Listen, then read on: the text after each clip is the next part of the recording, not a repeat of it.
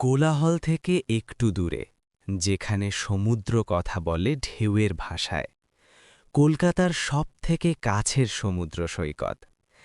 আজ আমি বেরিয়েছি কলকাতা থেকে প্রায় ১৩০ কিলোমিটার দূরে এক শান্ত নির্জন সমুদ্র সৈকতের খোঁজে, যেখানে নেই ভিড়, নেই কোলাহল। আজ আমার গন্তব্য পশ্চিমবঙ্গের এক শান্ত সমুদ্র সৈকত, বকখালি। সকাল সকাল খাওয়া দাওয়া সেরে বেরিয়ে পড়লাম আমার চিরসঙ্গীকে নিয়ে। দুপাশের প্রাকৃতিক সৌন্দর্য, সাথে কুয়াশামাখা রাস্তা উপভোগ করতে করতে পৌঁছে গেলাম নামখানা ব্রিজ। নামখানা ব্রিজ হিসেবে পরিচিত ব্রিজটির আসল নাম হাতানিয়া দোয়ানিয়া সেতু। হাতানিয়া দোয়ানিয়া নদীর ওপর ৭ই মার্চ ২০১৯-এ নির্মিত এই সেতুটি জনসাধারণের ব্যবহারের জন্য খুলে দেওয়া হয়। এখানে আগে যানবাহন বা মানুষের নদী পারাপারের জন্য ফেরি বা বার্জের ওপর ভর করতে হতো। সেতুটির নিচে দিয়ে অসংখ্য ট্রলার চলাচল করে। দুপাশে ম্যানগ্রোভের জঙ্গল, মাঝখান দিয়ে বয়ে চলেছে নদী, তাতে অসংখ্য মাছ বোঝাই ট্রলার। এ যেন পাঠ্য বইয়ের কোনো এক কল্পনার জগৎ। নামখানা ব্রিজ পেরিয়ে গ্রামের প্রাকৃতিক সৌন্দর্য উপভোগ করতে করতে পৌঁছে গেলাম বকখালি সমুদ্র সৈকত, পশ্চিমবঙ্গের সবথেকে শান্ত সমুদ্র সৈকত। এখানে সবকিছুই পকেট ফ্রেন্ডলি। বকখালি পৌঁছে দুপুরের খাওয়া দাওয়া সেরে আমরা বেরিয়ে পড়লাম বকখালির পাশাপাশি অবস্থিত ট্যুরিস্ট স্পটগুলো ঘুরে দেখার জন্য। প্রথমে চলে গেলাম হেনরি আইল্যান্ডে।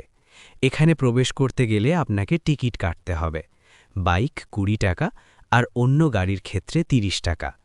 টিকিট কেটে আমরা ভিতরে প্রবেশ করলাম। এই দুই পাশের যে বিল্ডিংগুলো দেখা যাচ্ছে, এগুলো পশ্চিমবঙ্গ সরকারের মৎস্য দপ্তর ও পর্যটন দপ্তরের অধীনে। কটেজগুলো দেখতে যেমন সুন্দর, তেমনি তার নাম। কোনোটির নাম সুন্দরী কটেজ, কোনোটির আবার ম্যানগ্রোভ কটেজ। আপনি চাইলে পশ্চিমবঙ্গ সরকারের পর্যটন দপ্তরের ওয়েবসাইট থেকে বুকিং করতে পারেন। বিংশ শতাব্দীর শেষে ও ২১ শতকের শুরুতে পশ্চিমবঙ্গ সরকার মৎস্য দপ্তরের মাধ্যমে এখানে মৎস্য চাষ বা পিসিকালচার প্রকল্প শুরু করে এবং বহু জলাশয় খনন করে। এখন এখানে মৎস্য চাষের জন্য প্রচুর জলাশয় ও প্রকৃতিভিত্তিক পর্যটন কেন্দ্র তৈরি হয়েছে।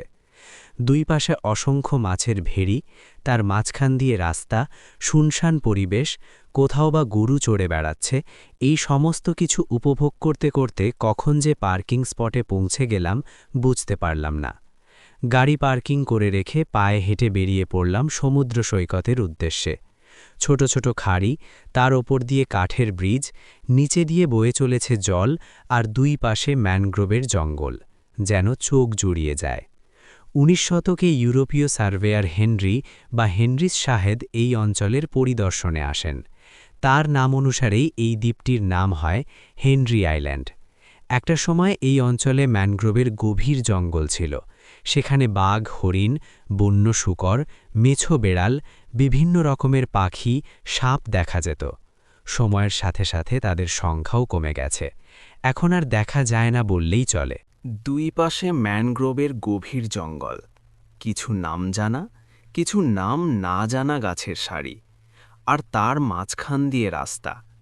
হাঁটতে হাঁটতে পৌঁছে গেলাম সমুদ্র সৈকতে, এক শুনশান, শান্ত, নির্জন, কোলাহলমুক্ত সমুদ্র সৈকতে।